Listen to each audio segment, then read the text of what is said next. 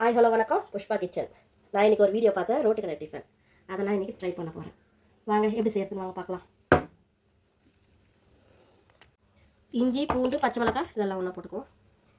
Spices: புதினா ஒரு அரைக்கை, கொத்தமல்லி ஒரு அரைக்கை. இப்போ இதை நம்ம பிளெண்ட் பண்ணிக்கலாம். கொஞ்சமாக எண்ணெய் போட்டுக்கலாமா? நான் ஒரு 2 வெங்காயம் கட் பண்ணியிருக்கேன். வெங்காயம் கண்ணாடி பதம் வந்துடுச்சு. நம்ம இப்போ அரைச்ச எல்லாத்தையும் சட்னி போட்டுக்கலாம். அந்த க்ரீன் சட்னி பச்சை வாசனை போனோடனே நான் ஒரு கப் கேரட் எடுத்துருக்கேன். இங்கே இந்த பட்டாணி கிடைக்கும், எல்லார் வீட்லையுமே இருக்கும் குவைத்தில். அது ஒரு டப்பா எடுத்துருக்கேன். போட்டுக்கணுமா? கொஞ்சமாக இந்த ஜார் கழுவுன தண்ணி மட்டும் ஊற்றுமா, ரொம்ப தண்ணி போட வேண்டாம். 4 முட்டை எடுத்துருக்கோமா. நாங்கள் 4 பேருக்கு 4 முட்டை கணக்கு பண்ணி எடுத்துருக்கேன். கொஞ்சமாக நான் உப்பு போட்டுக்கிறேன். பட்டாணியில் உப்பு இருக்கும், அதனால் நான் கொஞ்சமாக காய்க்கு மட்டும் போட்டிருக்கேன். 1 by 1 எல்லாமே ஒன்று ஒன்றா போட்டோம். நான் 2 பன்னு தான் எடுத்துருக்கேன், கட் பண்ணி வச்சுருக்கேன். அதையும் போட்டுக்கிறேன். ஒரு 2 நிமிஷம் நான் மூடி போட்டு எடுக்கிறேம்மா.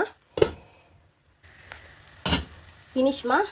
ஹை ப்ரோட்டீன், எண்ணெய் ரொம்ப கம்மி, எல்லாமே ப்ரோட்டீன். நம்ம ஈவினிங் ஸ்நாக்காகவும் கொடுக்கலாம், டிஃபனாகவும் கொடுக்கலாம். பிள்ளைங்களுக்கு செஞ்சு கொடுங்க. உண்மையாகவே வேறு லெவலில் இருக்குது டேஸ்ட். ட்ரை பண்ணுங்கள்.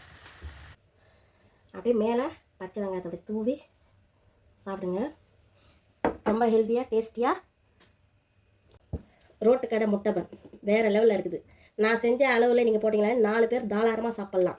சரிங்களா? நீங்களும் ட்ரை பண்ணுங்கள். நம்ம பேஜை ஃபாலோ பண்ணுங்கள், சப்போர்ட் பண்ணுங்கள், லைக் பண்ணுங்கள், ஷேர் பண்ணுங்கள், கமெண்ட் பண்ணுங்கள். தேங்க்யூ.